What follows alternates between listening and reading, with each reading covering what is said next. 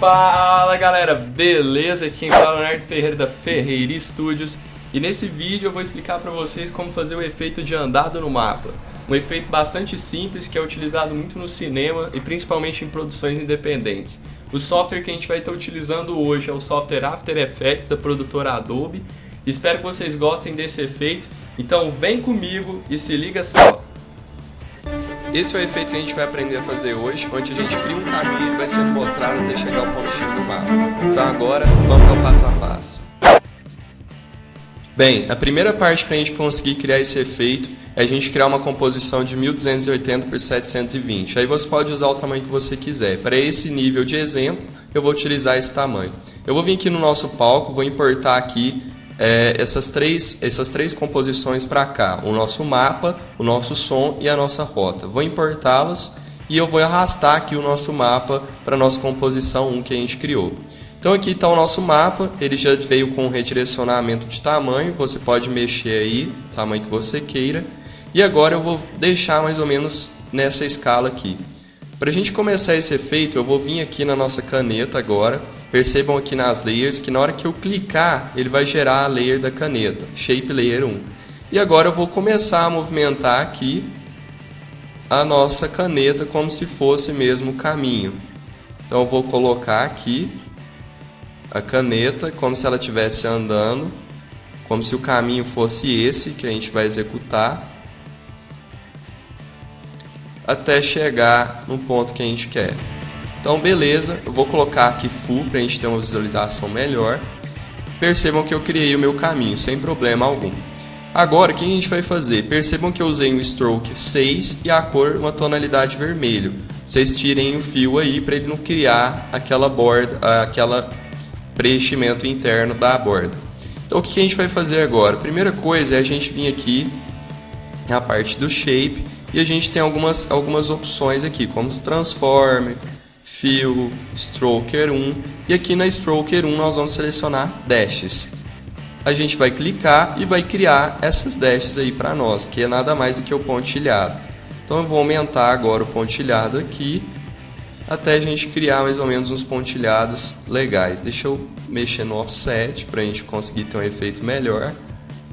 Então, agora a gente vai colocar uma quantidade significativa. Acho que uma quantidade assim tá legal. E agora a gente vai fazer o seguinte. Eu vou vir aqui no ADD e vou colocar Trim Paths. Por quê? Porque ele vai criar para nós justamente aquele efeito. Se vocês vierem aqui agora na opção do Trim Paths, percebam que ele tem aqui a opção End. Nós vamos habilitá-la, vamos colocá-la em 0. E quando a gente jogar no 8 aqui, ó, a gente vai ter um tempo significativo para gerar o efeito. E a gente coloca em 100 novamente e ele vai gerar aqui para nós o keyframe.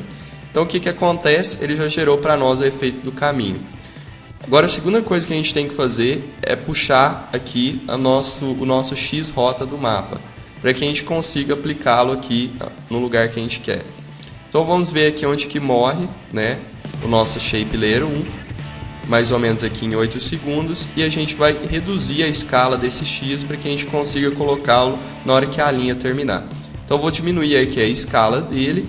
Vou jogar mais ou menos um tamanho assim e vou jogar mais ou menos nessa área aqui, que é onde que eu considero que seja o final da linha. Eu vou mexer nela aqui um pouco, utilizando a ferramenta caneta, só para que a gente consiga ter um efeito melhor.